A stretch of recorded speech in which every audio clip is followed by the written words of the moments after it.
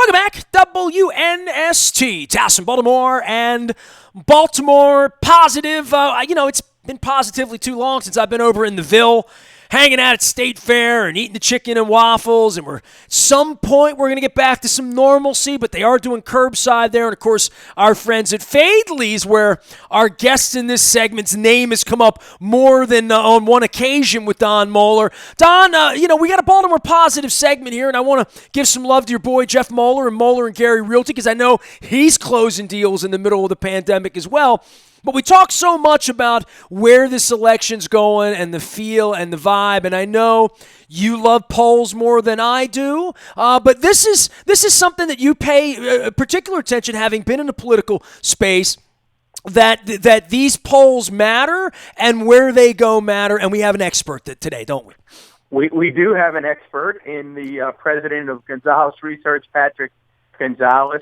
Been following Patrick's work for many, many years. Been looking at his polls, commissioning his polls, you name it. And you're right, Nestor. I do believe in polls. We'll have Patrick talk a little bit about it. I think he's called some recent races somewhat differently than some other pollsters. We'll talk about that. So, Patrick, welcome to Baltimore Positive. Well, welcome, Don, and welcome, Nestor. I'm glad to be here. Well, I always begin this, as I did with Malia Cromer or any pollster, that I was an Arbitron guy for 30 years, where they would send out an envelope with a dollar bill and a stamp, and that literally would dictate whether Baltimore area Ford would buy me or not, right? And I lived in 30 years of ratings and books and numbers, and I never really lived in that because I was a 0.0. Arbitron would tell you for 30 years no one's ever listened to me or my radio station. It's astonishing, but so I come from that background that I'm always a little skeptical. So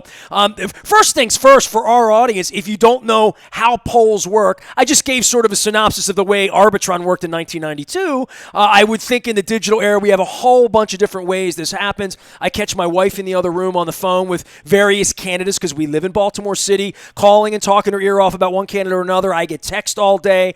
But a poll, what do you do that allows us to then say you called a race one way or another based on the science, as I've been taught, of what you do?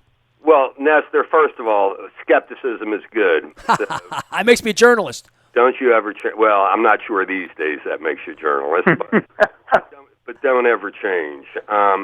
Essentially, what we're trying to do is, I suppose, what Arbitron was trying to do 25 years ago when they sent you a buck.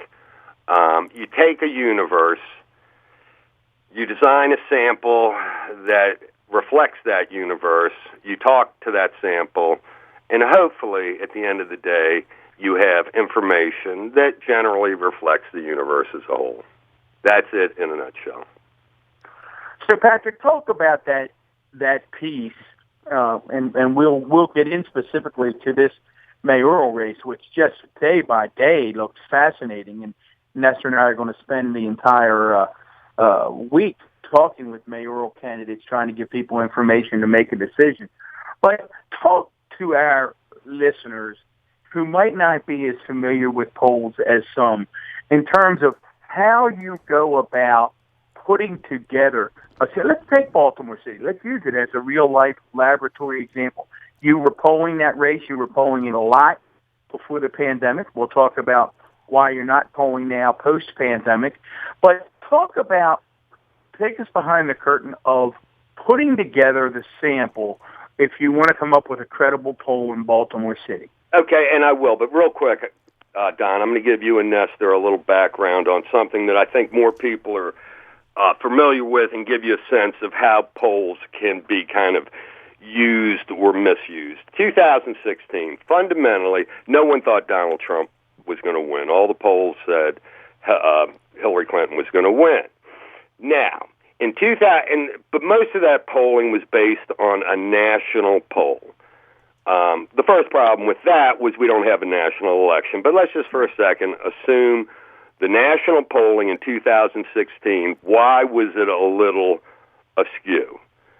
Fundamentally, what you had to have, and what you have to have in any poll, and I'll get to Baltimore City real quick as an example, you have to have an accurate representation of what is kind of going on. And in the United States, in 2016, you needed to have a sample that was about 35 to 37% Democrat, about 33 to 35% Republican, and about 30% independent. Consistently, what you were getting were polls that were, the sample was at or over 40% Democrat, and that just skewed the poll. Now, why was that, Patrick? Why was that? Yes. In some cases, it was incompetence, and in some cases, I suspect it was a deliberate attempt to kind of manipulate the numbers in a way to show a more favorable response for a point of view. Because that's one of the things that Nestor and I have talked about a lot. We did talk about it with Malia, and we've talked about it with others, is that the poll is, and you just nailed it, I mean, you came right out of the box with it, the poll is only as good as its representative sample. Yeah, and particularly, Don, when you have a country that's going 90-10 one way as a Democrat and 90-10 another way as a Republican, if you've got a sample that's 4, 5, 6 points high, one way or the other, you got problems. You got, and if it's 10 points high, you got humongous problems. So, anyway. Well, I mean, so Patrick, go ahead, Don. Quick question, Keep going. Nestor, before you jump in. So, Patrick, back in 2016, you had famously predicted a few days before the election that Donald Trump was going to win. Not many pollsters were doing that. Is that because your sample was different at the time, or was that just the Gonzales gut? It was mostly the Gonzales gut. I was on air, and a couple of things. I honestly did not think the black vote was going to come out for Clinton in the way it had for Obama. I honestly thought Trump was going to win Pennsylvania because of that. And at the point I talked about that, which was about 10 days before the election, in my mind, Ohio was already gone for Trump. I saw Florida at the time kind of shifting toward Trump. So it was a bottom line. And the one polling number that got very scant mention during that election was that the election was going to be decided by those that hated both of them. In other words, which is about 20% of the electorate. I do not like Donald Trump, and I do not like Hillary Clinton.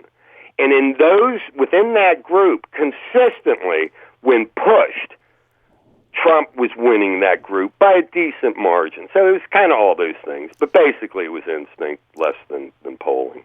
Patrick Gonzales is here. He does polls, and you can find him and his research out at GonzalesResearch.com, public opinion surveys, data analysis, issue advocacy, and then there's the mayor's situation here. And it's a fascinating case study all the way around for where we were 4 years ago. And I literally did a little Google search 10 minutes before you came on just to look around, and I saw stuff sort of lingering from 16 about what the issues were, and you were quoted, and all the typical Baltimore resources, the Baltimore Sun, all those places talking about the 16 race in Pew. It's amazing 4 years later where we are as a city now. 5 years out on Freddie Gray, in the middle of a pandemic, moving an election, voting. I just did a mail-in vote on the Quaisi Mfume. I live in the 7th down at the harbor, and we're in a different world here, right? And I think all bets are sort of off in any way for any of these candidates that we're having on this week.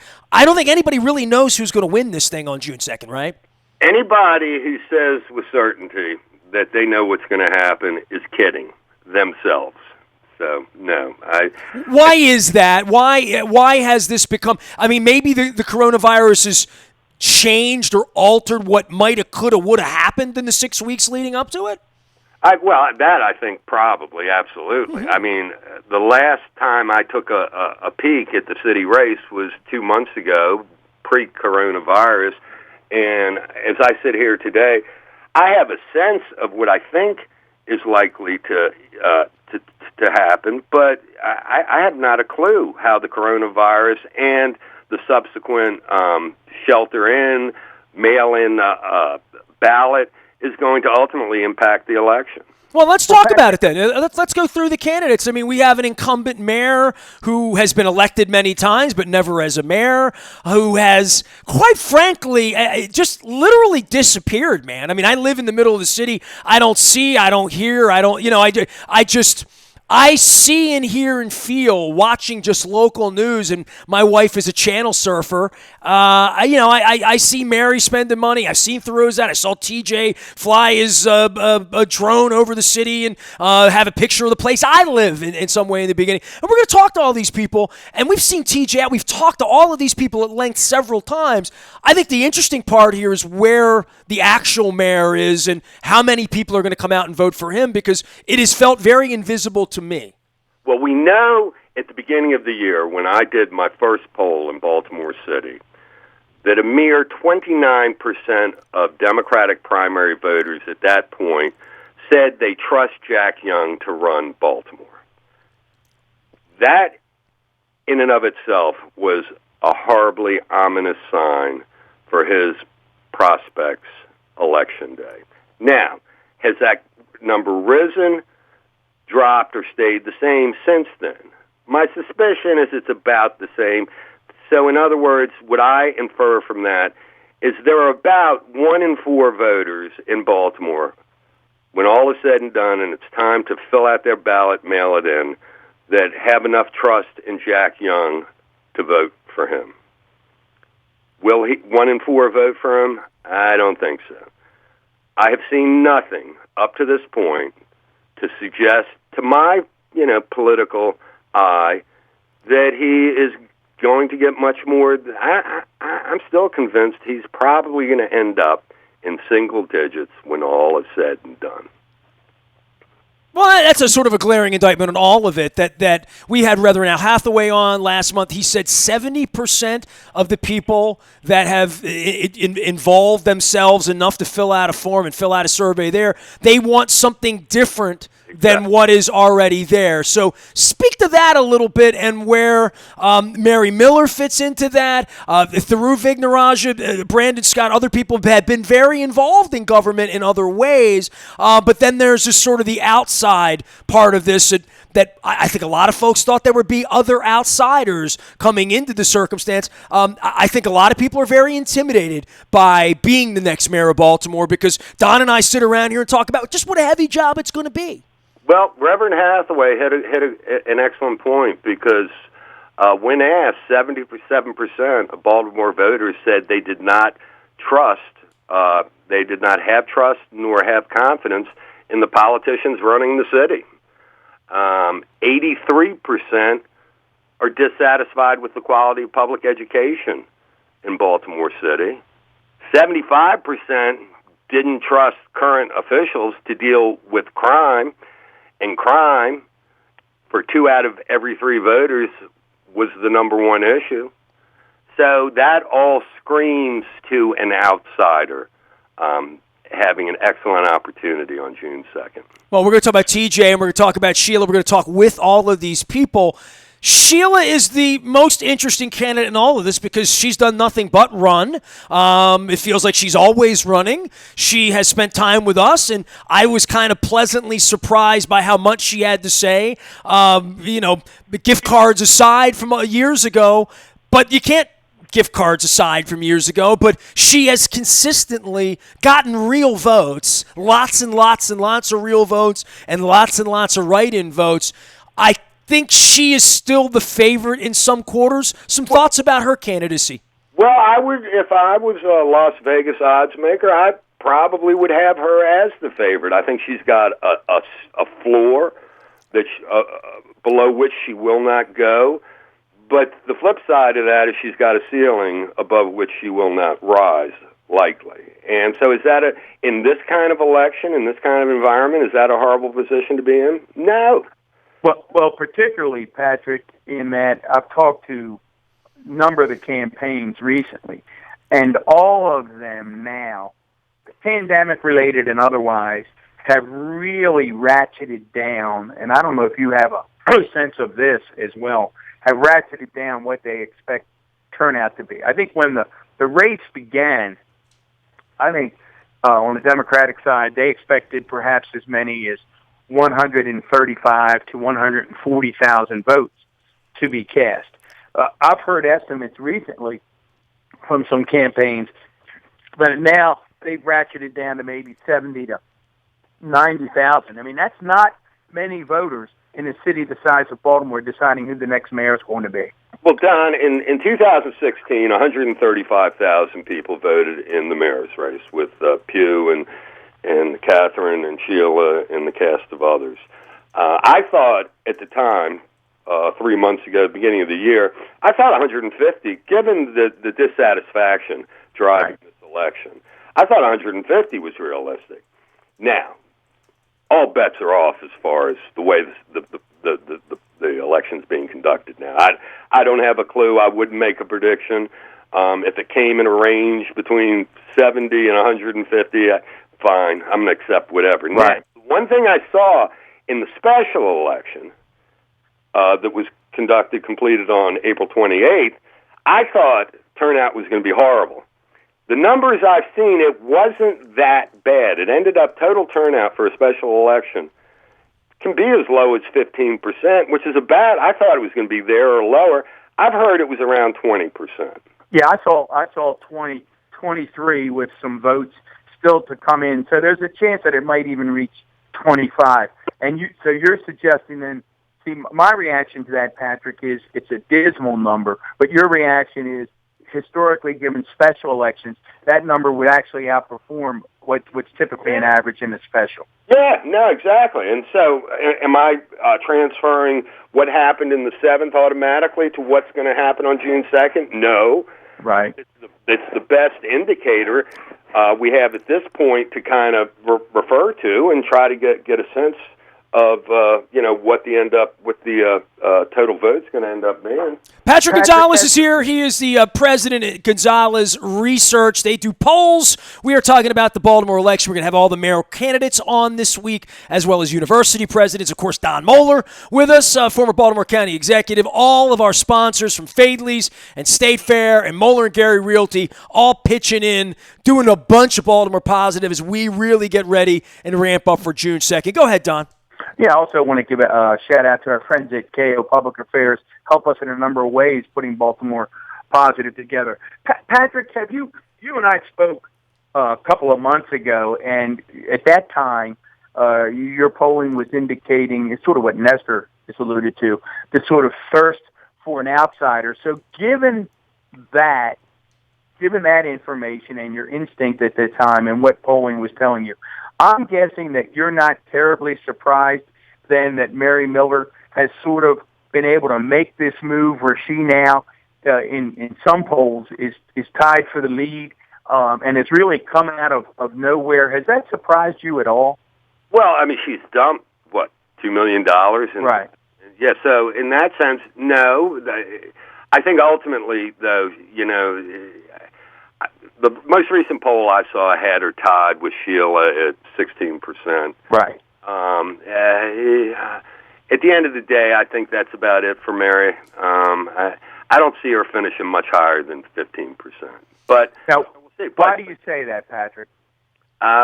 Because her message really isn't tapping into the frustration that that voters are expressing. I mean, she talks about, I'm going to let the current police commissioner run with his plan. I'm paraphrasing. I don't want to. No, I'm with you.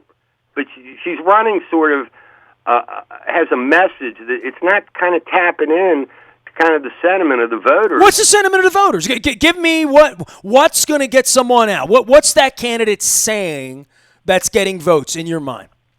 Well, somebody that's saying that acknowledges that crime is driving this city into the ground, and I am going to do such and such to solve the problem, and it convinces the voters. Now, given that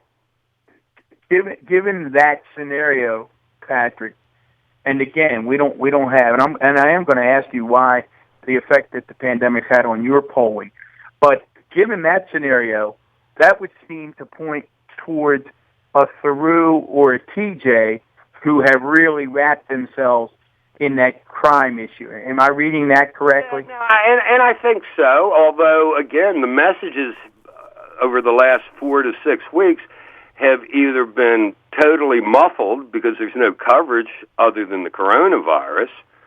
And so how is the average Baltimore voter kind of taking in and processing, the various candidates, given that sort of barricade up to communication? You can't go door to door as a candidate.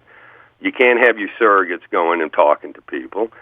So the only way really to communicate with voters at this point is through television and television ads, and Mary Miller certainly has dominated that. Well, what is that worth, though? I mean, Don sees those ads in Catonsville. My mother used to see him in Dundalk, right? Like, that doesn't really ring the bell. I mean, the counties don't vote for the city, and that's part of the whole Baltimore positive issue is that it's my belief and a foundational belief that, hey, for Baltimore to rise up, the people from the counties are going to want to have to come back. The mayor's going to need to be attractive to Catonsville and Hunt Valley and Bel Air as well for at some point bring people back to the harbor that I live at, and for me to sell my condo. When you say what's it worth, and I will let Patrick weigh in on this, once again, he alluded to it. I mean, people can talk about all the new age methods they want. And Patrick, if I'm wrong about this, please correct me. You can talk about all the new social media and all that stuff you want, but at the end of the day, the effective use of points and buying media time that's appropriately placed on television is still the only way to move the needle. Is that not true? Yeah, no, fundamentally, I agree with that, Don. And Nestor, you hit a point that has been has driven me crazy for 35 years. So I hate waste, okay?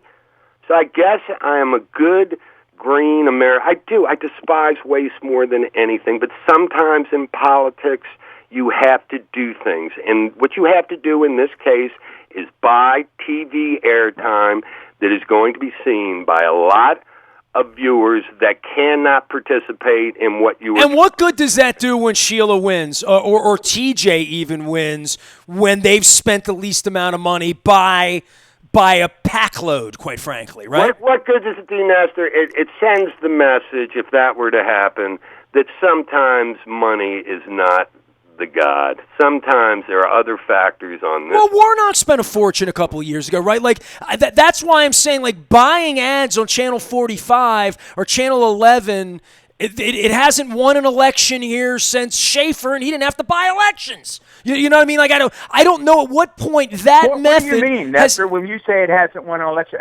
Of course it's won an election. Baltimore City election I'm talking about. Baltimore City election. Catherine Pugh spent a lot of money at the end of that. And Patrick, weigh in again. Catherine Pugh spent a lot of money at the end of that election with loans from other folks and last-minute media buys that most people and still almost lost to Sheila twice, though, right? I mean, who didn't buy ads, right? Well, again, sometimes you have to talk to a lot of surrounding voters so you can be sure that you're talking to Baltimore City voters. And again, does it hit me perfectly? I used to love cable television because you could go into a county, if you had a county-wide race, and hit that county and you knew you were in the county, whereas if you went into Baltimore to persuade voters, or you went into BAL or MAR or something to buy some TV time that was much more seen by a much larger audience, but you had a lot of waste. Bottom line, in Patrick's opinion, you've got to spend money on the air still in 2020 to move the needle, as Don talked about, in an election. So, again, if I were advising my candidates running for mayor, I would say you've got to buy Baltimore TV. I want to talk to you about the aerial surveillance and that as a thought of a crime deterrent. Let's say the blimp goes up in the sky, there's a carjacking, it's my wife, it's your wife, it's Don's wife. 3 days later, they've apprehended the suspect. It was the blimp in the sky. When that starts happening, then that thing's already popular. It's popular with me. I live at the Inner Harbor, and my wife jogs through the Inner Harbor with a mask on at this point. So, for me, public safety, 1,000,000% the number one issue for anything that's going to bring on everything else. And we can take squeegee boys in education, and we can talk about economic development, adding COVID, adding tax base, all of these issues. But the crime issue that you pointed out, you didn't even talk about 2 and 3 and 4 and 5 and 6 because for you, it's all about crime. In 16, it was all about crime, and now it's worse. I mean, it was Freddie Gray at that point, right? And Stephanie being shown the gate. At this point, for crime to be the number one issue, and that's what we're talking about, if that's the thing you solve, that starts to heal Baltimore. We're going to have half the candidates on this week saying the police are too tough. We don't like the police. The FOP's involved in this. Then you're going to have Mary Miller and others saying, no, we can't fire another police commissioner. And I think Don subscribes to that theory as well because we've been through too many of them. At some point, you have to let Sonia Santelises and you have to let Michael Harrison run what they're running. So there really are mixed messages here about crime and about police that it is very polarizing, I guess, for voters because no one's walking the middle of, consent decree and we need to be doing the right thing, but we need changes. Yeah, everybody has put their platform down here, and I'm not sure everybody even knows what the platform issues are, or that you learn them in one Mary Miller ad or TJ flying a really cool, and it was a great ad at the end, a drone over the city that showed downtown in the backdrop. I don't know. Does that really win votes? I mean, do these people go to the websites and read stuff? Well, let me just share with you and Don and your audience a couple things. On a personal level, I don't like electronic surveillance generally. So I'm not sure where I come down. I'm all for electronic drones finding criminals and being able to pinpoint exactly who did what. I'm not so much for drones pinpointing exactly who was out with whose wife a week ago. And that's not what it does or is designed to do, by the way. No, it's not what it does, but it's what it could do. Okay, now let me get to the other point, and this is what I'm going to share with you guys.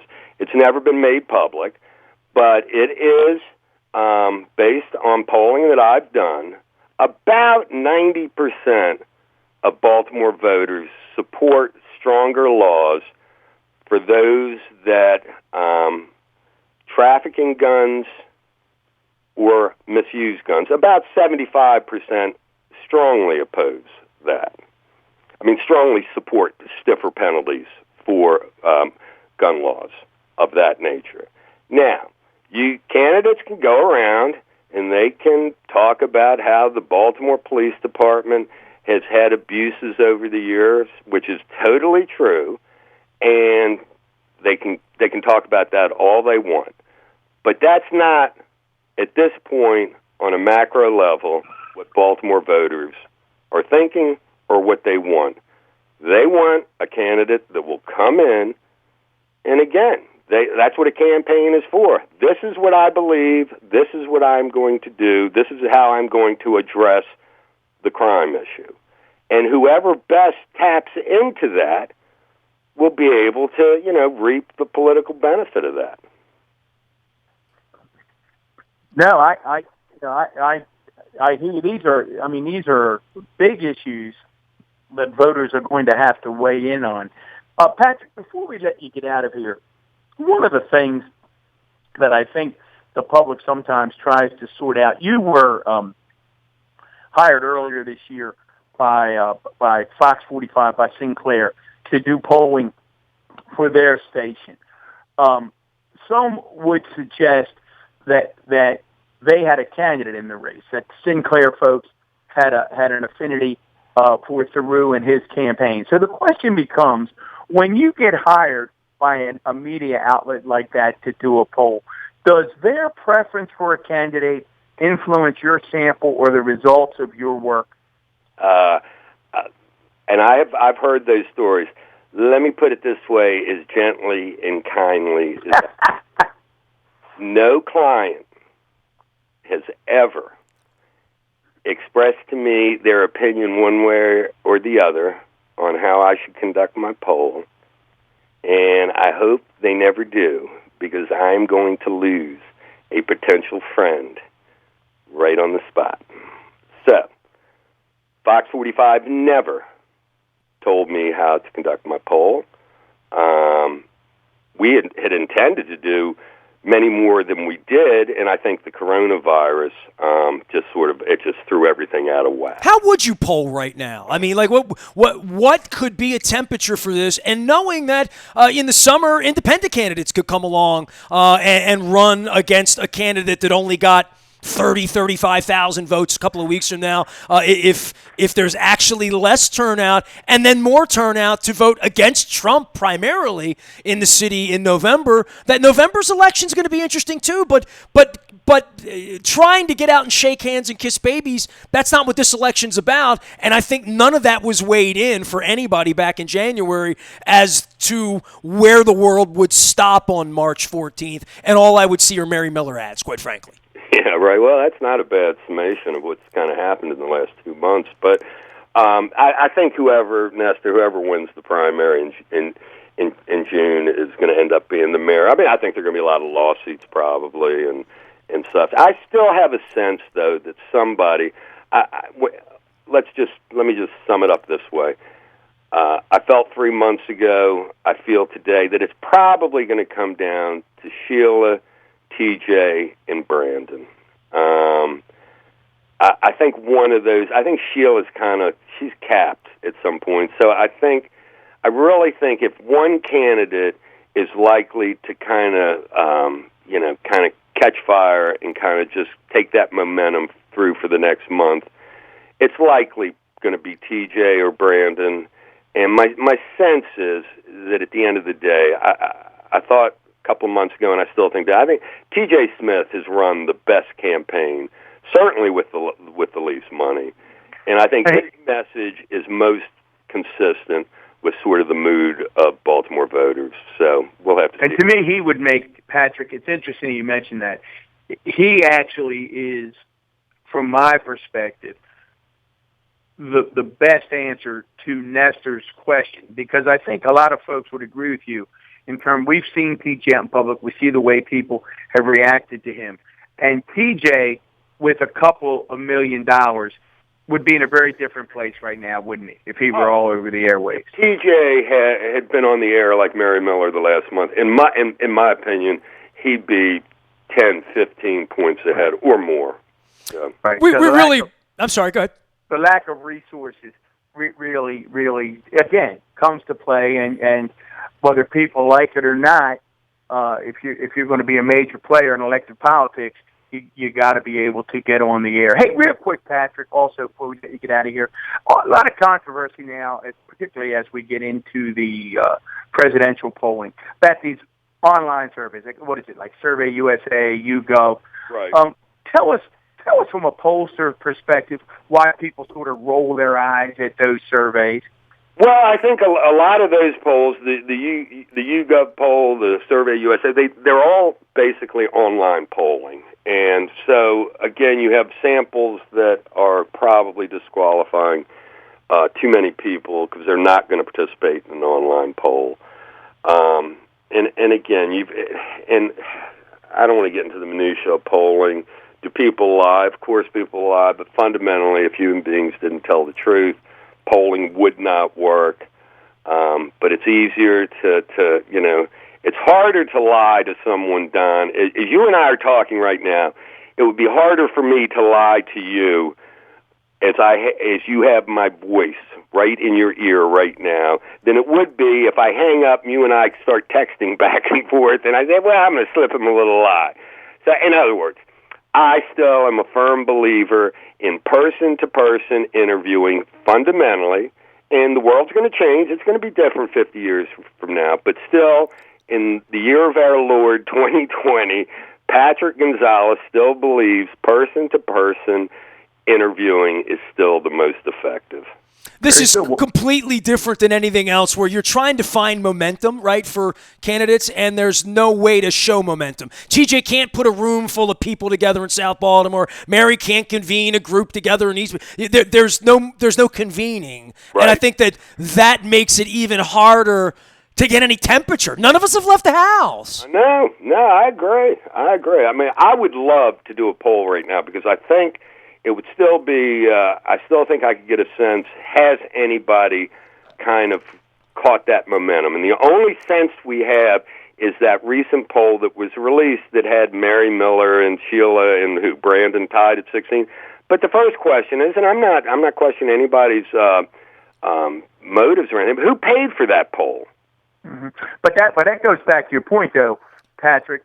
That poll was conducted by a very respected firm. Oh, absolutely. I'm sure Hart Gang. I mean, I'm sure you have great respect for those guys. I certainly know them. By the way, the first thing I said, Patrick, when 45 thing came out with Through, I said, who paid for that poll? That's the first thing I said. So, but yet, same answer Patrick you gave. Rejected that. Patrick said very clearly that it had no impact on his results. I'm just saying, it's the first thing everybody says is who. I'm asking honest, guys. I'm asking honestly because I don't know the answer. Who paid for that poll that had Sheila Miller? IE. According to the Morning Sun, it was an IE. IE, which it was independent expenditure group that was put together. Oh, okay. No, I'm asking. Right. No, it was an IE put together, but I'm assuming Hart Yang. I'm assuming Fred Yang would give me the same answer that you gave me. Oh, I know. I've gone up against Fred Yang a couple times over the years. I most particularly, I think he was polling for Anthony Brown in 2014. Right. I was doing the media polling.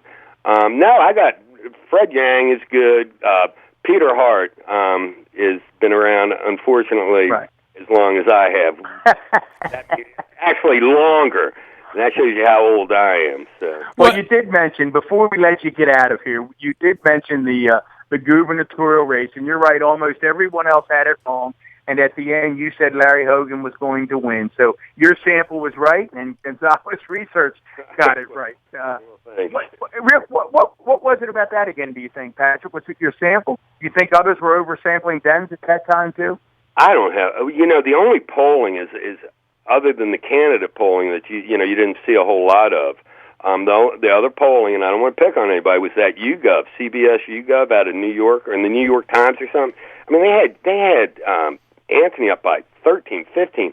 At the same time, I got the races dead even. So, again, at the time, my assumption was it was a faulty methodology because it was online, and they missed something. And specifically what they missed, I have not a clue. But right.